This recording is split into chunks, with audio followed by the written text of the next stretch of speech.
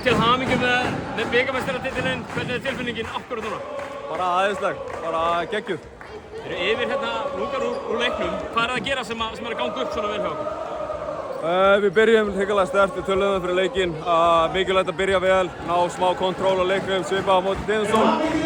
Við gerðum vel, sérstaklega í fyrri hálfleik með hraðarlöp hjá þeim. Við vorum ekki að hleypa þeim í margar auðvitað Vissilega voru þeir samt að koma sér á þessu stöðu, þeir eru bara klikkuð.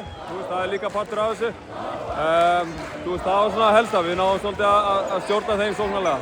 Fyrsti titillinn, ef við teljum fyrstu deildartitillinn, ef við fráteljum hann sem kom fyrir 2 árum, vegferðin, hvaða þýðingu hefur þetta fyrir hana? Þetta er bara risastórt, þetta er eitthvað sem er á planinu okkar. Ef við settum saman og ætlum að byrja þetta var einn hluti af því, það var skref fyrir skref, komast upp og allt þetta og koma KR í fremstu röð og við erum ennþá þeirri vegferð, við erum ekkert komnir neitt annað, þetta var bara skref í rétta átt með það. Fyrsti stóri titill sem þjálfari fyrir þig persónulega, ef mér skeikar ekki, hvernig er þetta svona fyrir þig á CV-ið? Er þetta ekki gott?